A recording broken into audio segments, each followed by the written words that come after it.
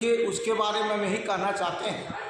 आज माननीय महामंत्री जी विनोद राय जी हमारे पास बैठे हैं और इस विषय पर चर्चा हुई है और केंद्रीय नेताओं से भी दूरभाष पर माननीय राय साहब ने बात किया है राघवैया जी से कि इस समय बड़ी असमंजस की स्थिति है कर्मचारियों के सामने। एक तो एनपीएस यूपीएस का फार्म भराया जा रहा है, दूसरे तरफ कुछ नेताओं द्वारा कहा जा रहा है स्पष्ट रूप से कि सुधार हो जाएगा, तो और दूसरे तरफ कोई तो क्या कर्मचारियों की दशा देखिए।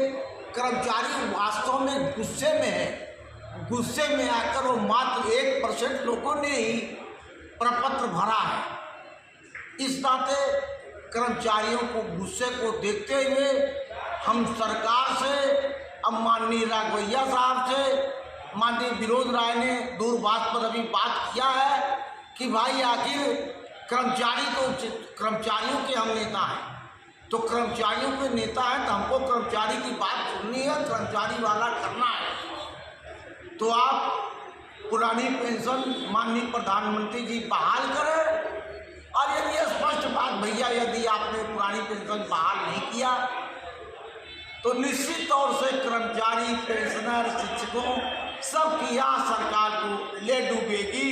इस मुखालफत में न रहे कि हम जीत रहे तो कर्मचारी हमारा क्या कर सकता है, क्योंकि पेट की रोटी निश्चित तौर से वो आ बन के निकलेगी, और आज जब निकलती है कर्मचारियों की तो आप समझ लीजिए करोड़ करोड़ की हमारी संख्या है।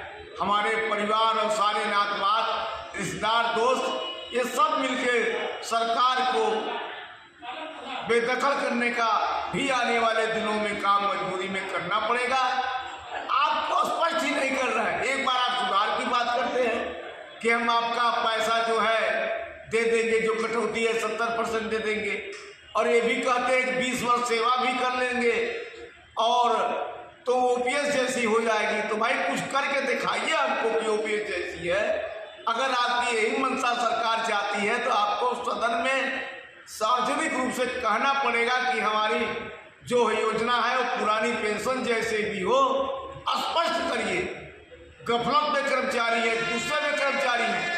हम प्रांतीय नेताओं से भी आग्रह करना चाहते हैं, चाहे शिवगोपाल मिश्रा हो, चाहे राघवैया जी, कि देखिए आप कर्मचारियों के नेता हैं, किसी प्राइवेट पार्टी के नहीं है। आपको कर्मचारियों की आवाज़ सुननी पड़ेगी।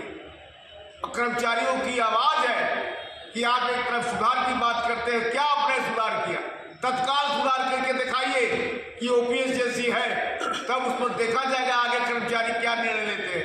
और नहीं तो लड़के सभी लोग मिलके एकजुट होकर लड़ना पड़ेगा, अकेले अकेले नहीं, एकजुट होकर पूरा लड़िए और निश्चित तौर से हम संघर्ष करेंगे तो ओपीएस पाएंगे। धन्यवाद। देखिए, यूपीएस और एनपीएस का जो मामला चल रहा है, यूपीएस का उन्होंने किया है। हम ओपीएस के लिए, पुरानी पेंशन बहाली के लिए हम निरंतर अब हमारा आंदोलन हम लोग का चलेगा। हम लोग लड़ेंगे, क्योंकि पुरानी पेंशन जैसा कोई भी पेंशन नहीं हो, चाहे एनपीएस हो चाहे यूपीएस हो।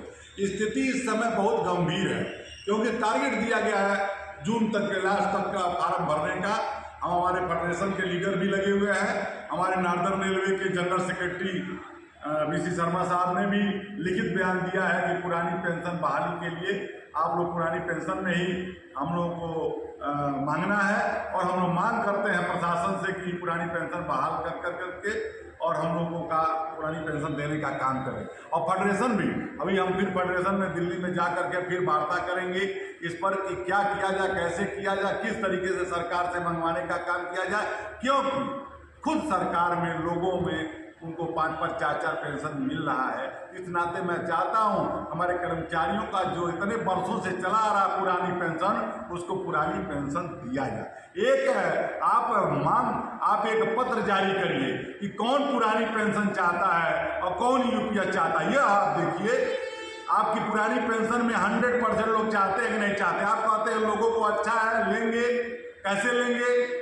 तो आप एक जैसे हर चीज़ का सिग्नेचर करवाते हैं, आप यूपीएस में और ओल्ड पेंशन, पुरानी पेंशन में, दोनों का आप सिग्नेचर करवाइए। हम लोग करवाए थे, उसमें 100% पुरानी पेंशन ही लोग चाहते थे। इस नाते हम अनवरत लड़ाई लड़ेंगे और फेडरेशन से भी बात करेंगे। फेडरेशन भी लड़ रहा है पुरानी पेंशन बहाली के लिए। जय हिंद, जय भारत, जय PRK, जय ना भैया, जय राघवैया।